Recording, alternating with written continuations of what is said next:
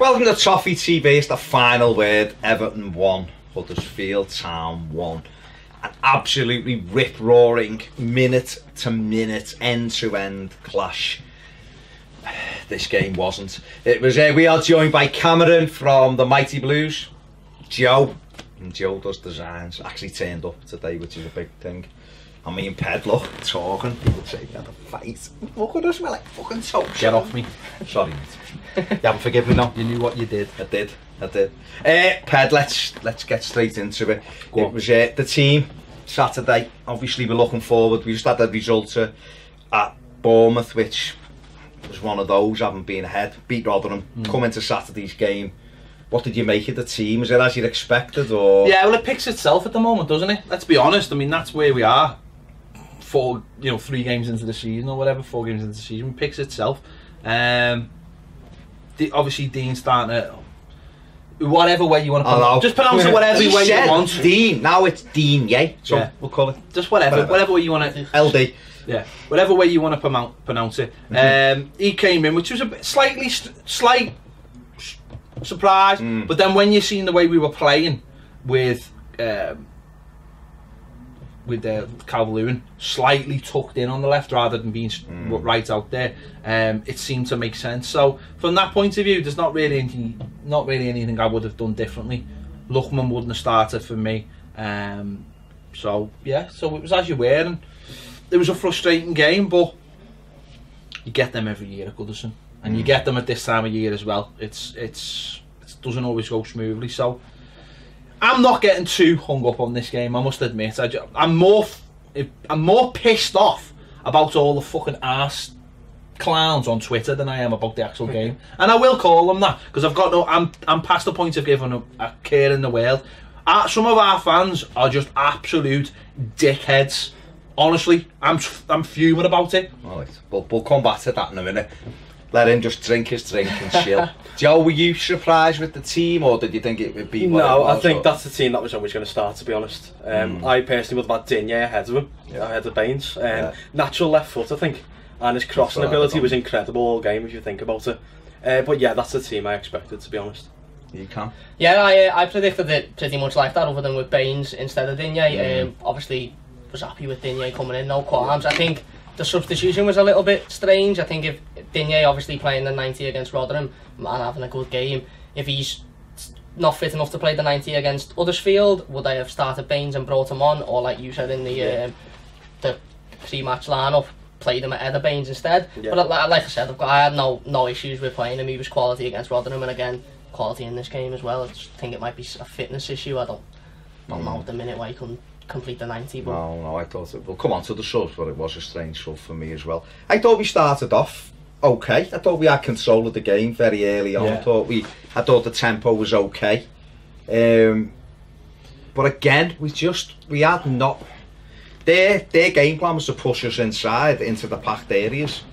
We just didn't spread the pitch. No, you could see straight away they had 11 men behind the ball straight away, and it was always going to be hard to break them down. Not having that width on the left hand side was an issue. You can't really blame that on Calvert-Lewin. He's been picked to do a job. There's not anyone else, is there, for all the options we've bought? Lookman, not enough games of football to be fit. And also, I don't think he suits hugging the touchline like Richarlison does. He doesn't really suit that. You've seen that when he came on later on. But no, I don't think we. I don't know, it's hard to say. Some teams will go straight into teams like that when they're on to just test them straight away. We were a little bit slower out the blocks. But again, it's I don't know, there was just all game there was a lack of creativity all over the pitch. I don't know whether Walcott was carrying an injury from the start. He just never looked up for it all game. They couldn't really find him in space. Seamus Coleman wasn't getting up alongside Amada to create that space. And I just think that lack of spark in the midfield, in the central area midfield, really causes problems all game, because that's where we needed to generate just that little something special, and we just couldn't do it first half. And I think once they sort of sniffed that out and realised that gave them confidence, and we've seen that before. We've seen that last season, and I think they just realised that we were going to always find it difficult to break them down. So they started being a little bit more progressive and a little bit more optimistic about the chances. What did you make of Kurt Zouma coming in, obviously? I thought he's brilliant. I think he's a Route 1 centre half. He has it out. I've never seen a man jump as high, to be honest, especially in their area. He flies in the air. I think he's a good centre half, and I like the way he's come out now and he said, look, I'm not going to talk about a permanent move. He's set to start. He's here to play footy and he's here to do his job. He's not here to blag anyone. He's not here to say, oh, I might be here the next season. He's just saying, look, I'm here now. Use me now. If I'm here next year, whatever. I think he had a good game. I think he had a good game against Rotherham as well. And I think when Mina comes in and can play alongside him, I like Mason Holgate, but I just don't think he's experienced enough. I don't think he's ready yet to be playing every single week in the Premier League. I think obviously we'll see what Mina's like, but I really rate Zouma. I think Zouma was a player that I wanted at Everton for a few years, to be honest, a couple of years. And like I say, the ball gets to him and he has it out, and he's Route 1, he's big brute, and that's what you want as a centre half, don't you? You don't want like someone that can be pushed off the ball easily, or someone that's gonna let the ball roll along his feet and then make a challenge that wasn't a red card. That's true, yeah. So will differ. What about him dropping shoulders and hitting shots from 30 yards? Oh, brilliant, yeah, that's what you want to see, innit? I thought he was going in, to be honest. I thought he was going in. Yeah. I think he had a decent game, Kurt Zouma. I mean, he's everything that we needed. He can link up well with Yerry Mina, if I'm being honest. You know, obviously coming in as a loan deal, it's going to be a good transfer for us, but on a permanent transfer, I don't think it's probably optional at the moment. As Cameron said, I think, you know, he doesn't want a permanent deal as of yet, so we'll have to just wait and see. But yeah, a good performance, good Premier League debut in my opinion. It doesn't really matter, does it, whether he's permanent or not? Football is such a... it's changed so much in the last few years that it doesn't really matter anymore who plays for you, who signed for you. You know, we're seeing players from top European clubs going to other European clubs on 2-year deals and all these kind of... It doesn't really matter. I mean, in Europe, we were seeing them playing against the others in Champions League games and all this. It doesn't... I couldn't care less. What did you make of his performance? I thought he was good. I thought we needed that strength in defence, because I thought personally, Holgate was bullied all game. Other people have said different. I thought he was amazing. I didn't think he was amazing at all. The lad moved over to him and just sat on him all day and just bullied him. And I'm not saying that's not his fault. He's not as physically as big as the other two lads, and you can see that. But he stuck in there, and he at least he give him a fight. He won them.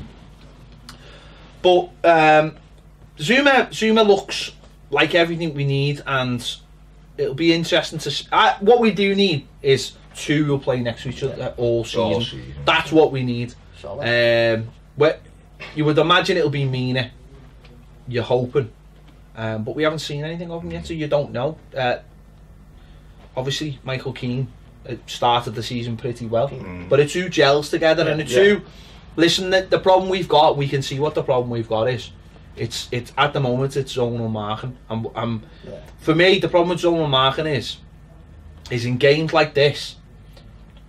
I think as a fan, and I think this is the players as well, you're terrified if they get a corner. You're terrified if they get a long throw. See, I wasn't. I think other people. Honestly, I wasn't, because I said this before off camera. We defended 10, 12 long throw-ins. We defended 4 corners. I've just saying this again, I've watched the goal 17 times, it was counted before, to see what happened before it come out. And it's the same thing that happened against Southampton. It's a misdirected header.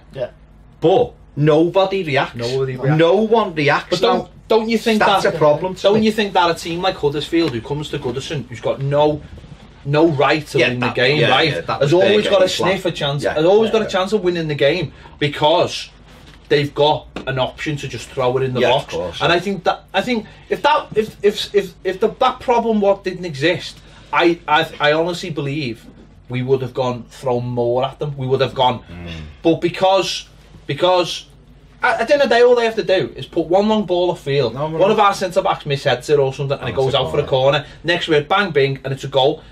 You've got to be wary of that, and I think that's something we've got to get fixed, because that will stop us playing our true game if we're always worrying about that one little problem. But because if teams have got no other way of breaking you down, I know, and they were limited, and that's without having a go at them, they done what they needed. They bagged on an Everton mistake, didn't they? They needed us to make a mistake for them to score, because they are poor. Quality-wise, they are poor. They're probably one of the worst teams I've seen at Goodison in a while. So they needed us to make a mistake for them to capitalise, and they're the games that you need to get the second. And once you get the second, you're flying, and you're getting third, fourth, fifth. But you need to, like you said before, you need a player of quality that can break that down and create that chance. And once the second goal goes in, then you're getting more then. But it was that we lacked. It was the pushing after. We equalised. Sorry, we equalised literally a minute after they scored, and it was bish, bash, bosh, easy. We were missing Bernard massively, weren't we? I don't know if we're missing him, because it's not.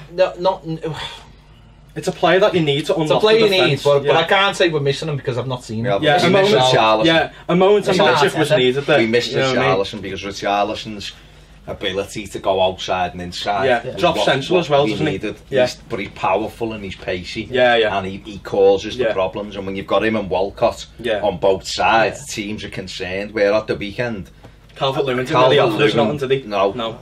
He didn't. He took a goal brilliantly well. Listen, the thing we get off Calvert-Lewin is he runs constantly. You never worry about him not putting the shift in because he does. But I just think for me it was a waste of a player putting him out there because he doesn't do what you need him to do out there. He's better centrally, and he showed that with the goal. He got himself across the defender, scored a good header. Yeah, of course. But when he's asked to play in that position, that's why I would have started Dean ahead of Baines, because you've got natural left footer and Tosin is doing all his work everywhere else but where we need him to be. Tosin's doing everyone's work. You need him in the middle. Yeah. You need, and the other thing was as well, I don't know whether you thought this the first half, Sigurdsson's just bogged down with people. The amount of times he got caught. I'd have played Sigurdsson on the left. Oh, Sigurdsson. I'd have played Sigurdsson on the left. And Dominic Calvert-Lewin off Tosin. And because certainly for the second half, I think Dean and Sigurdsson would have worked really well together, because there's an intelligence there. Yeah. And Dean's got the pace. Dean just moves past people like they're not there. And it's not even a pace thing. It's just it's clever. He's clever, and also he's like dead. His manner, his body shape's dead relaxed. He just fluently moves past people without really any issue. The amount of times when we spread the ball to him, and the control wasn't. You could tell he didn't even think about it. It come and he just. But I think Sigurdsson could have played that. Could have played that role and moved in almost like Dominic Calvert-Lewin. But having Dom in the middle rather than where he was would have helped us massively. I think you're right. We got bogged down in the middle of the park because actually having three in there meant they were concentrating more of their plays in the middle of the park. Whereas if we'd spread them out a little bit, that would have forced them, and that would have created the gaps. Then you'd like to think. I mean, you'd like to think that. Let's talk about the goal first. Obviously, they got the goal. It was a poor bit of defending by us. Really, they had a couple of long throw-ins which we didn't really deal with very well. They get a corner. It's a cross comes in. I think it's Dean blocks it out. Or blocks the. It goes across and he blocks the thing. So off that corner, when you look, we're set really well. But then, if you stop it, I know. We're set up really well, right? The one thing I noticed is four of them get attracted to the run ball. to the ball. They do it every game. Of them. They do it every game. But Tosin doesn't do anything. He just jumps like that. Calvert-Lewin goes to the ball, but I think it's his job to attack the ball. So he's done his job, right? Zuma went to the ball, and Mason Holgate follows a player. Couple of them were man marking. Snyder was man marking. Tom Davies had two men, one either side of him, and he stays with one. But the other one is Billing, who's on his own. Now the ball, he just redirects the ball. He doesn't do anything. He doesn't really even move. It hits the back of someone's head, comes, and he just redirects it past Pickford. I mean, that Zakara looked offside to me because he was in front of Pickford. So be it. Goes in. But what we're saying about the zonal, and you're right. And at the moment, like I said, we were talking before, and I was saying, if this was year 2, I'd be looking now going, why are we still not able to mark off zonal marking? It's very early days, and the manager's even said it himself that we need to work on it. But anyway, if you're playing any level of football, if your manager goes, we'll zonal mark today, or we'll man-to-man mark on a Sunday, whatever, if you're doing that and someone's by you, still make sure you put it, even if it's not your man, if you look in someone's ear, just mark them. Exactly, we're not doing that. No. We're going ball.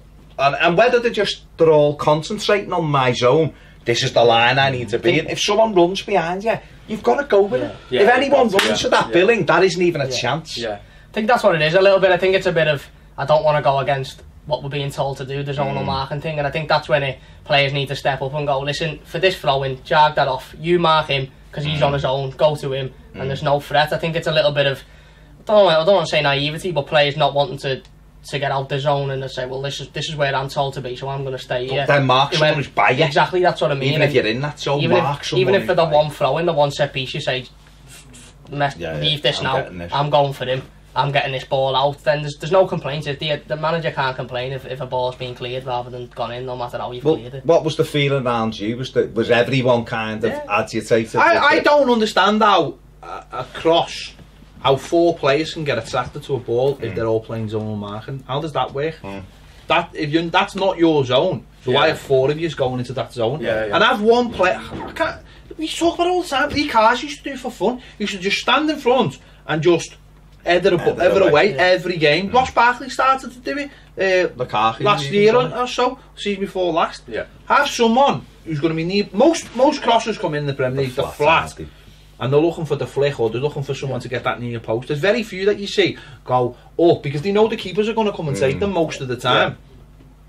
So have someone near post. I've even if it's your biggest man, get Snidling at the front post and say, you're going to deal with everything in here. Everything. And if anything goes over your head, that's the keepers. That's the keepers. If anything goes over his head.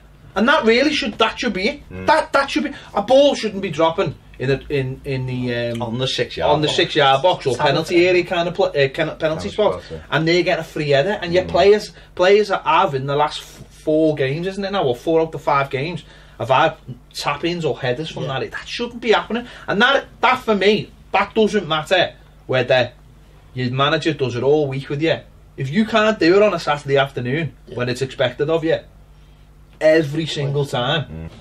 If you can't do that every single time, or nearly every single time, put a challenge in, it just, for me, it just creates those nerves around the ground that we don't need. And players are turning around. Feel that, don't they? Players turn around looking at each other going, and then they're like, we can't give away any throws, we can't give any away set pieces. And that just leads to cheap throws being given away, cheap set pieces given away, cheap corners given, because players are just like, I play for the corner, these look nervy. And it's, but it's not, I don't think it's just a zonal thing, because you just mentioned what happened before the corner, not being able to just get rid of the ball, not being able to just clear the ball. They're like just basics. Scruffy goals. There was one as well, isn't it? Who scored a good goal against us apart from the free kick against Wolves? Who has scored a good goal against us this season? I don't like speaking about them, but didn't Liverpool have this issue in the first season? Well, they did have this. A lot of teams have this issue. It's not. On the go. Sometimes it's not actually about the system, it's about the personnel. Who's to say Jerry Mina doesn't come into the side and then suddenly you've got a big player who just stands there, and everything that comes in you just go bing, bing. That's what Van Dijk does for them, innit? That's all. And again, I'm not having a go at someone here, but Jordan Pickford's size, I think, is also an influence in this. He's not going to come for crosses. If you've got a 6'7" goalkeeper, he's coming for everything, isn't he? Jordan's not like that. Jordan's brilliant, but he's not like that. He's not a big. He's a lad who's going to say, I'm not going to come because even if I jump and punch one of their players, that Billing who scored was a big lad, wasn't he? He might outjump me, and I'm going to do what I do. So I think that's. He hasn't got many flaws, Pickford, but I think that is one of the flaws of being a goalie who's not. Neville was like that though. Neville was a goal line keeper. He wouldn't come for stuff unless. I'm not having a go at him for it. I just think that you have to adjust your tactics and say, if anything does come over, if he's on his line, he's going to come and punch you. But you can't expect your goalkeeper, who's only just over 6 foot, to go through everyone and try and get the ball. So I think you have to work around that, and we're not. When play, there was one before we scored, mate. They had a throw. We ended up with the Tosin shot. But they have a throw and comes in. The flap and Dominic Calvert-Lewin tries to do some bad clearance, kicks it straight to one of their players, and Holgate gets a blocking. You could see them, and you think, just everyone settle it down. But anyway, you watch. But yet you watch, like, go and watch lower league football and just watch how any like that centre backs just deal with it. It's just like a different world. It's like a different world. It's like the higher you go up, all these basic things of defending. You watch any championship game, you'll see. We had them the other night, wasn't them? Every time their big lad was just like boom. That's what they were working on all week, wasn't it? But they done it at the weekend because a lot of them are lower. They coming through. They're not, But The good thing was, alright, we went behind. The good thing was, and it's the first time we've been behind this season, by the way. And within a minute, we're level. And Lucas Dean, who spoke about the left foot going past players, gets a little bit lucky. He tries to drop the shoulder, wins the tackle, but the delivery into the box is fabulous. And Cameron, a brilliant run by Calvert-Lewin, a great header. Yeah, quality again. I think we've seen it against Rotherham as well. A ball coming in and Calvert-Lewin gets on the end of it, of an header from across from Digne. I think it's a positive. It shows that, you know, we go first time we've gone behind this season and we're back straight away. It shows that we're not going to have, well, I don't want to jinx it, but it doesn't look like we're going to have an issue with coming back from conceding. It is just the case of not conceding in the first place. Yeah. But I think he's going to be quality for us this season. Balls coming in like that, no matter what.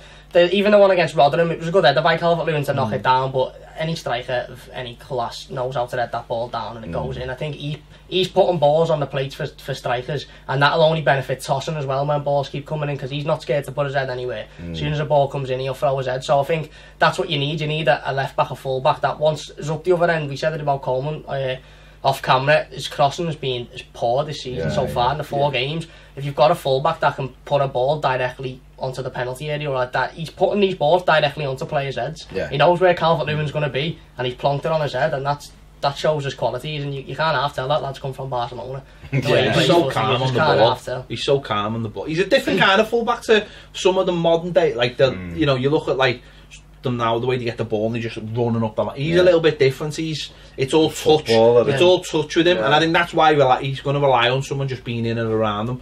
Oh, like the Bina. The thing is about him, no, he's 25, he's experienced, he's been at all the big clubs in Europe, you know what I mean? He's a brilliant left back, you know. He's going to be really good for us. Yeah, he looks like he knows, he's come in and obviously looked like he's played for a while. At the weekend, you know, you see against Rotherham, you go, he was brilliant against Rotherham, but it's Rotherham, you know what? And then at the weekend, he was brilliant. He's the same, wasn't he? Absolutely the same. Like you said, they're calm on the ball. It was a good ball. It was a good header.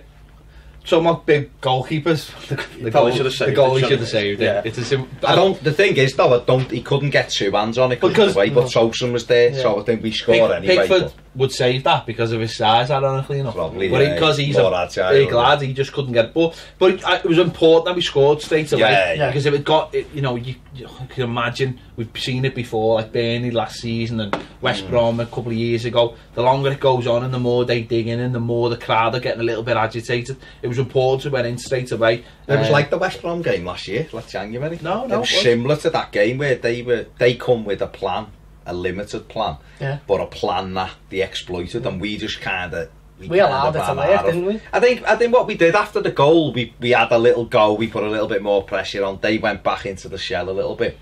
We didn't really cause them any issue. We had the ball. We went in at half time.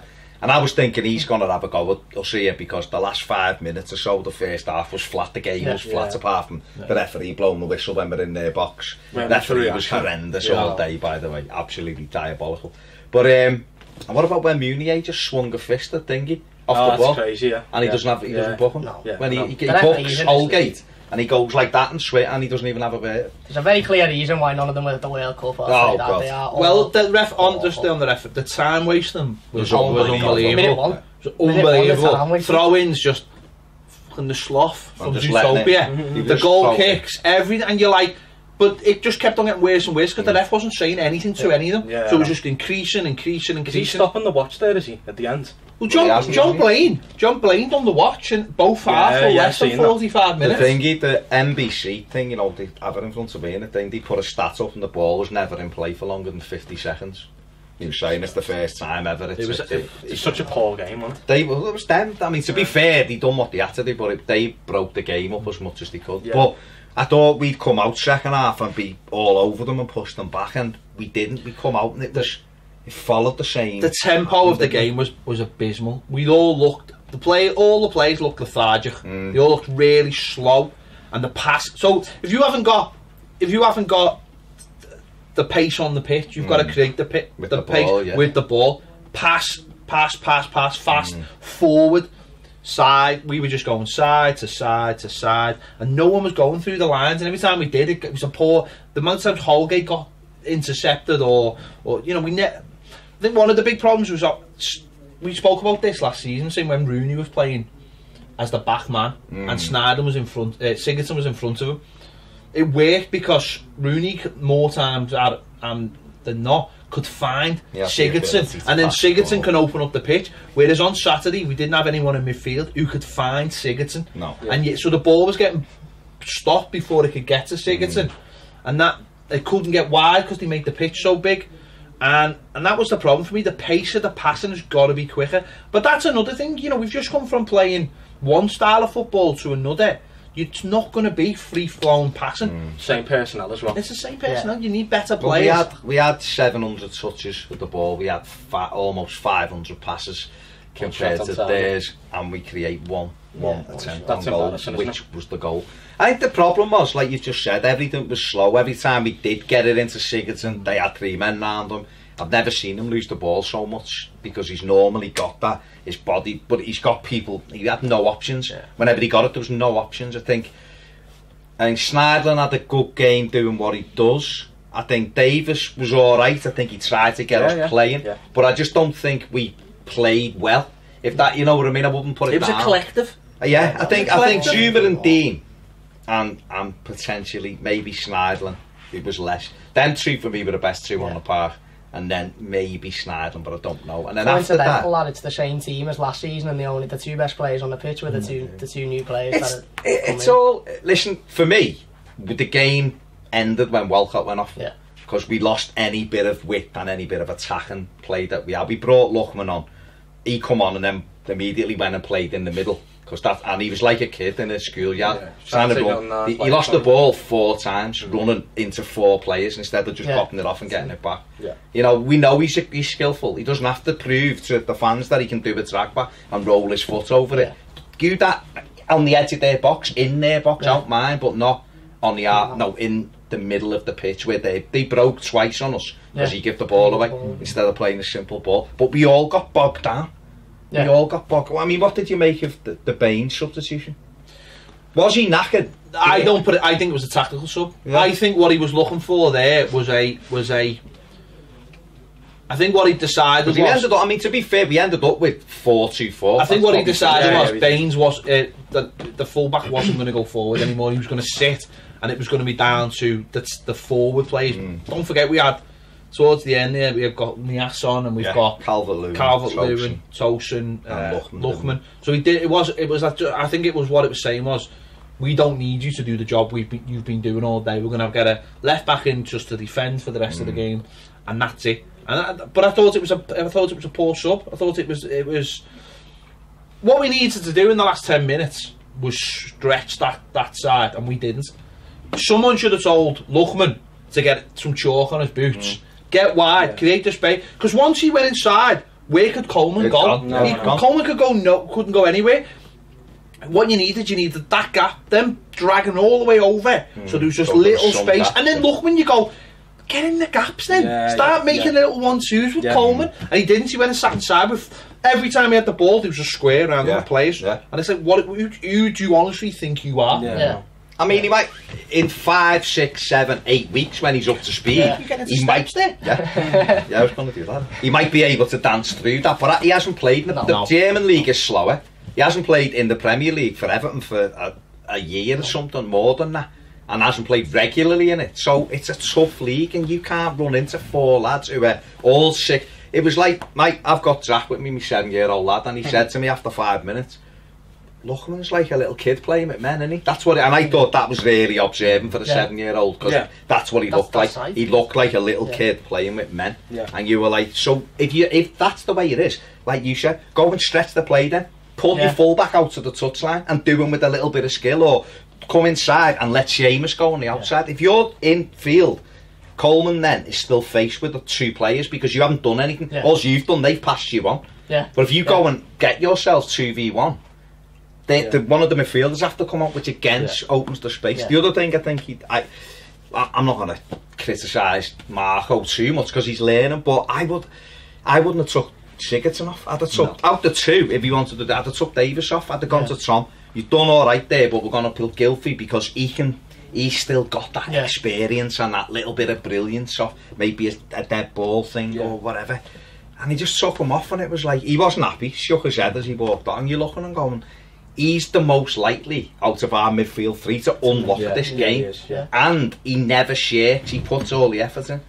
And I just felt... Sigurdsson's got that moment of magic about him. That's it. You look at Bournemouth away, last game, you know, he had a chance late on, didn't he, to win it? And he could have done, you know what I mean?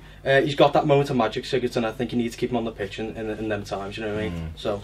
He's not scoring, he's assisting, isn't he? Exactly. Or he's involved in a goal, he's either assisting or he's the pass before the assist. And I think taking someone off like that, unless they're absolutely flat out and knackered and can't run, I just don't think it was needed. I think he could have left them on the pitch. I think they could have just put him on the left. Yeah. Make use of him. You can play that. If you've got a good player and they're bogged down by the system or who having two men, put them in an area where he can do something, where he can create a little bit of space. We had no pace in the game anyway, so we had no other options. So why not just say, well, you go out wide and you start just getting your crosses in, and we've got Calvert-Lewin in there, we've got Nias, we've got Tosin, whoever. Start seeing if we can stretch them that way and start just making make percentage chances, just throwing the ball in the box. Whereas at that point we were doing nothing. That's what was most frustrating about the Lookman situation. I wanted someone to why wasn't Coleman just go, get down there for me, standing inside, get down there. Not, I want you to be down. There was something about Seamus's performance on Saturday that was strange. I thought that he was from subdued, the start, he was very subdued, like he had something else on his mind, and he just never got going. He hasn't started the season well, has he? He hasn't, but I'm not too worried about that. No, I think he's done that. Good, He's done that before, where he hasn't started seasons well. Koeman's first year. It can take a little bit of time. I'm not overly worried, but I thought Saturday, as the captain, I thought there was something missing. I just didn't see like that little bit of maybe he was thinking about his own performances, which as a captain you shouldn't really let affect you. But I just, at that point, to Lookman, I'd be like, get down the line for me, lad, and so I can go, look, Seamus Coleman will never beat a player from a standing start, but he'll beat them if they're on a run. They're running. And if he can get that ball into Lookman and then go inside, and Lookman's intelligent enough to find him, then we can get in, we can open them up. Or if he makes that run, that space, isn't it? Lookman suddenly got a couple of yards, beat a player, we've seen when he did it, the one time he did it, he dropped the shoulder and put a cross in, and Sigurdsson is an inch away from scoring. Dom comes in at the far post, it's too far ahead of him, but Sigurdsson is literally an inch away from scoring.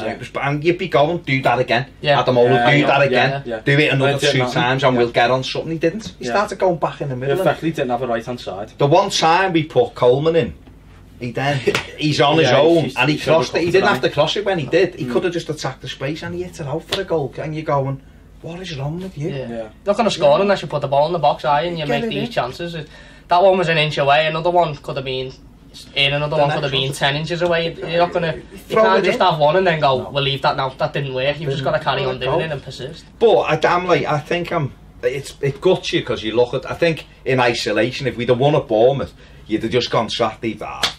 I think it's more disappointing because we feel like I feel like we should have 12 points. That's how I feel. But it's the start, like you said before, it's not year 2 or year 3, it's the start of it. So you've got to, these are all things that need sort. We might go and win a game at Arsenal that you don't expect, or something you don't know, do you? So you have to just look and go, we got a point, we were behind first time and all that. But I think you're right, we have these games every year. These games frustrate all the teams. Most of the teams have these games where they draw and you go, what else we drawn? But I just think with West Ham coming up next, and it's imperative we get we've got to back, isn't it? Because we've got to beat West Ham, but it's a half decent start. It's not brilliant, but it's not terrible. And what it needs is now is a few wins, and West Ham now has to be a win, because you can't, if you have 3 games like Southampton, Huddersfield and West Ham, you can't only win one of those games. You've got to win, start making wins. But it was just really frustrating. But as I said before, it's the reaction to it, though. It's the reaction that it's just this over the top reaction that somehow everyone's shite, and we've give you one chance and you've had weren't brilliant this week, so we're just going to throw you away. What did you make it the booing? Do you think it was the referee? I thought. I hope so. I think it was. But if it wasn't and you did boo, you're a dickhead. That's all you're a dickhead. If you booed us on Saturday at the end, you're a dickhead. It's as simple as that. I'm not going to mix me words. If you booed the team, yeah. You're a tit. You booed the referee. Yeah, you can boo the referee. But sometimes I don't even think it's worth booing the referee because it comes over on, because the Nationals grab hold of, Blues booing, blah, blah, blah. If you're frustrated, I know, but the problem is that boo when everyone else has gone off then and as he's walking off. Yeah. But now this culture that's suddenly just come out of everyone's shit. Right, I said it, I put it on Twitter on who would have played instead of Tom Davies. If you don't like Tom, there was no option. No option whatsoever. No. People are talking about start Luckman. No. Or come back when you understand how football works. Come back. Because you can't play a kid who's had to kick the ball all summer in a Premier League game. Come on, and let's be honest, put that great ball in. Other than that, did he do even anything that was... If that would have been Tom Davis doing what Luckman done, he'd have been... But from a tactical point of view, why change the whole of your setup when you lose a player like Garner and you go, right, who's the direct play? Who's the second in? You have two players for every position. Yeah. Who's the second? Tom Davis is the second. Yeah. Simple as that. If you bring Kieran Dowling, you've got to move things around. You just want the continuity. Dowling could have played on the left. Maybe. Right, but it's up to then that's a different player. That's trust the manager. That's not Tom Davis. You either trust the manager or you don't. Yeah. And if you don't trust them, well then I don't know who you want. So people told me when West Ham got Pellegrini, that's who we should have gone for. Do me a favour. I said it at the time. It's a joke. It's the same as when Yarmolenko signed and certain people were telling me that he was great, and now West Ham fans are like, are you messing? We've even paid. Stop, we're playing them next back. No, but like I said, you know what happens. He could come and get a hat-trick. I'll never change your mind. I looked last night, there was still people going on Twitter on Sunday night about Tom, he's shit, he's this, he's that, he doesn't do anything. So I went on whoscored.com, and you can do a comparison, and I compared them to Naby Keita, right, who they're all raving about, and they're going to win them the league and everything else. Right. By the way. Well, okay, thanks for he's that good. Putting a pin in me book. No, but I looked at the stats, right? They're all raving about him, and there's a paper width between the stats. Tom Davies is actually better at some stuff than Keita's been in the first couple of games. Things like tackling and things like interceptions. Yeah. So Keita's passing slightly better, but that's where everyone he keeps on losing the ball. So look, well, I think it's 82% at the moment, right? Okay, it's not like Jorginho 90-100%, whatever. Yeah. But for all these people that keep on telling me how terrible he is, and then people are telling, how can there be such little difference then in their stats? I know stats are not everything. I know they're not. I think that's fan mentality. But it just baffles me how we just, as a fan base, just pick a player and go, you're shit. And then it's, I think he needs a loan. Why does he need a loan when he's playing in the Premier League? No. He's played for 4 different managers now, right? Do you know what, right? If we want to win the league, Tom Davies won't be in. If we win the league the next 5 years, Tom Davies will not be in the Everton team. I guarantee you that. But I guarantee about another 10 players won't be in that team either. Seamus Coleman wouldn't be in that team. No. Cenk Tosun wouldn't be in that team. Sigurdsson wouldn't be in that team. Walcott wouldn't be in that team. There might be a couple that would be if we were to win the league. That is what. If you went back 10 years and looked at the Man City team, there'll be people will like and go, I like him. But at some point you go, well, if we want to get to the next company, isn't it? Yeah, if we want to get to the next level, we need better. Of course we do. Yeah. But that's at this present point. There is nobody else. Gomez is not fit. Guy's not fit. You know, but at the moment, the other thing as well is, and this isn't because he's a scouser, he's a 20-year-old lad in the middle of the pitch in the Premier League. You know, he's 20 in 3 years or 4 years. If he's at the same level, then you can turn around and go, he's probably never going to get any better than this. Yeah. But you're telling me Danny Drinkwater, who won the league, by the way, for Leicester, was... Man, you got rid of him. Yeah. Man United got rid of him because he went, he's bang average. He went to Leicester, done a job in a role. Now, Tom Davis might be a totally different player in 2 years, but he's 20 at the moment. I'm not saying when everyone's fit and everyone's on their best level. What was Kevin De Bruyne like when he was 20? Off by Chelsea. What was Kevin De Bruyne like? People think you're comparing them. No, but I am comparing them. No, because what was he like when he was 20? What was Mo Salah like when he was 20? Exactly. What was fucking anyone like that? Who was The very, very, very, very, very best talents will stand out when they're 20. Of course they will. World class. Well, they will, yeah. They're like world class players. Uni. No, but no one is saying Tom Davies is world class. No one's saying any of our players are world class. But what we're saying is that our players. So after a game, take it all into. Don't just destroy them. Well, shit. It was Keane the other week. Yeah. It was Keane. And We weren't winning because Michael Keane. Dominic Calvert-Lewin scored 3 goals. Now it's Keane's gone out the team. It's Tom Davies. Dominic Calvert-Lewin scored three goals in the last 2 games. Yeah, he's shit to everybody. I don't think he's shit. I don't think he's played very well. But I don't care if he plays crap for 15 games and gets me 20 goals. I'm not bothered. Exactly. But I think he's a centre forward. On I think he's a centre forward. I don't think he's a winger. But it's like I said. You might not like Tom Davies. That's fine. But he's not crap. Don't say he's crap because he's not crap. I think there's just a stupid expectation with him. He come on one of his first games and he tore a Manchester City midfield apart and he scored a class goal. And I think a certain section of fans look at that and think, well, if you're not doing that every week, then you're only getting worse. And probably the worst thing that could happen to him, to be honest. The what? It's probably the worst thing that could happen. Well, it is the same with Lookman. Lookman scored in a minute of coming on. But he's on a higher pedigree than Davies. That's for himself. That's for himself, though, Lookman. I mean, that done him no favours. I don't think scoring that early. But whereas Tom's totally different. I trust the manager. So if Tom Davies isn't performing at the level for Marco Silva, he won't play. That's the way. But you're right. It's not like he's keeping Andre Gomez out the side, who's been magnificent every week. And Silva's playing him. There's nobody else. Nobody else. So it doesn't matter. And it's not one player. Tom Davies wasn't the reason why we didn't win the game at the weekend. So there was not, like I said before, 8 or 9 players played under their level, I think, at the weekend. So why do our fans pinpoint Davies out? Because it's easy. But they don't. Some will. There'll be a small section, but they're the loudest. Because he's shit. It's social and media, he's this and he's that and he's the other. And everyone's entitled to opinion. I've got no problem. If you like him or you don't, it doesn't matter. To me, I just see what I see. And like you, I go through the stats thing for the tactics show every week. He's one of the 3-4 best Everton players statistically wise every week. Like Michael Keane. Michael Keane's been Everton's most consistent player in the first 3 games. To other people, he's crap. Well, Davies is, I think, in passing, he's the 4th best in our team at the moment. And I think Holgate and Keane are in the top 2. They're centre halves, and they're normally every pass is like, because centre halves do normally dominate those things because every pass is normally just sideways pass. Isn't it? For City, he's the top. Tom's job is seemingly when he does that role is to just ferry the ball, try and win the ball, and his tackling is quite good, and his interceptions are quite good.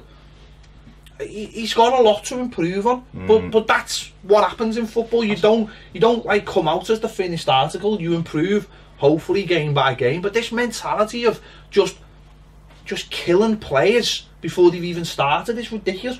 Other clubs will try and hone their players. Will try and see all the good things. We, for some reason, want to see all the bad things. It creates this. Apparently there was a fella on the radio the other day saying sack Silva. Oh yeah. But I get the feeling I think he's wind up. A red. But it's our first poor performance of the season. But the other way of looking at it is, we haven't had one 90 minutes yet that we've been brilliant in, and yet we're still unbeaten.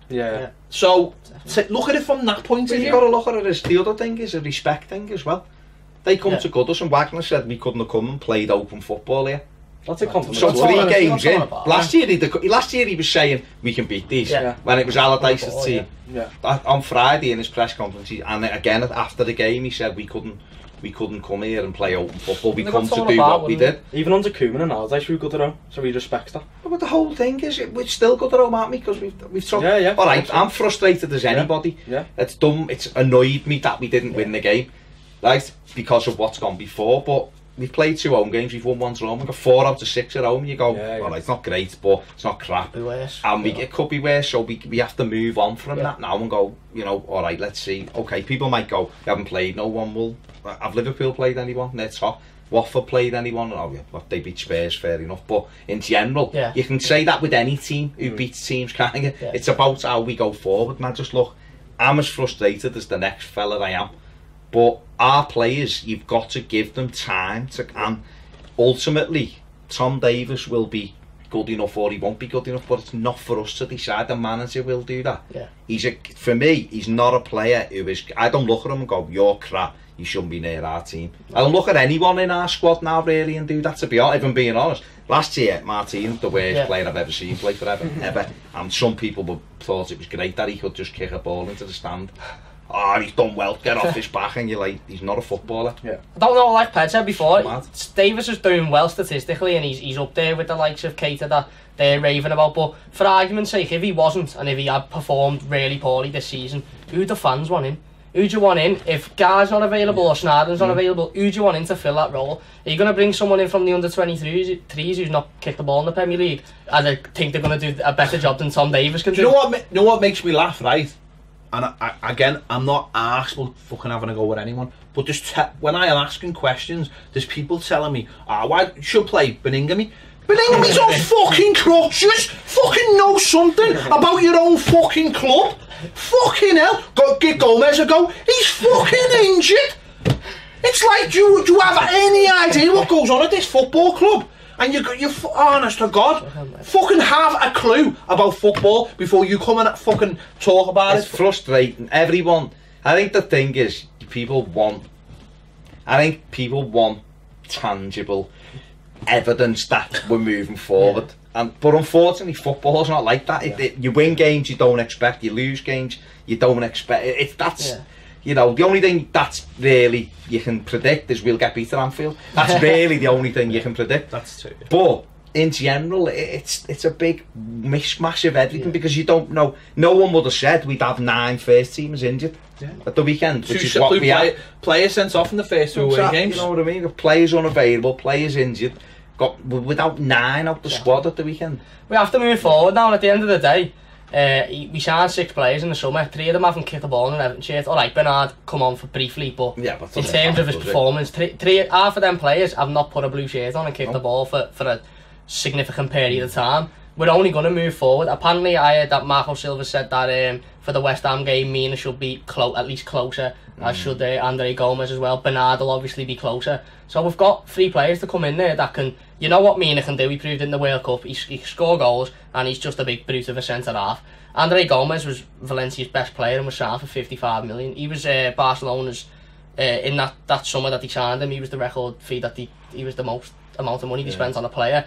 There's no shame on sitting on Barcelona's bench. There's absolutely no shame. The amount of class that sat on that bench over the years comes to Premier League teams, Pedro, Alexis Sanchez, and alright, Sanchez isn't doing it as much now, but at Arsenal, was head and shoulders above everyone. It's majority of the same players who played last season, and we were rubbish last season. Exactly. And we've gone unbeaten. So we're trying to play a different way, and you know the league. You know, you've got teams like Man United who've already lost a couple of games, and you've got, you know, okay, there's 3 teams who've got 100% records. One of them's Watford. The Premier League is difficult. Huddersfield came with a game plan, and it worked. And fair play to them. Like you said, they paid us respect. They got a goal cheaply, but that's what teams will try and do. They will use all their strengths, and they did it well. They did everything that I've seen Everton do when we've played teams who are better than us, or who we've seen as better than us. So we've been there. I've been there myself. You've clapped players off for doing their job on the day, and this is the same team that we had last season with a couple of new additions. Obviously we've got over Charlison. It's going to take time. It's going to take time, and sometimes it takes that one class player in these games. And we just didn't have it Saturday, did we? So it's frustrating, but you know, there's times in the summer where you look at things and you're like, give them a year to get this sorted, and then after 4 games you're fucking having a go at them. I don't get it. At times I think Alan Myers said it the best. I think after frustrating games you should just like turn everything off. Saying like, don't let anyone near social media. Everyone go have a pint and get it out that way. But I think everyone's entitled to their opinion, aren't they? Not everyone. And it's frustrating. That season. As it is, well, that season.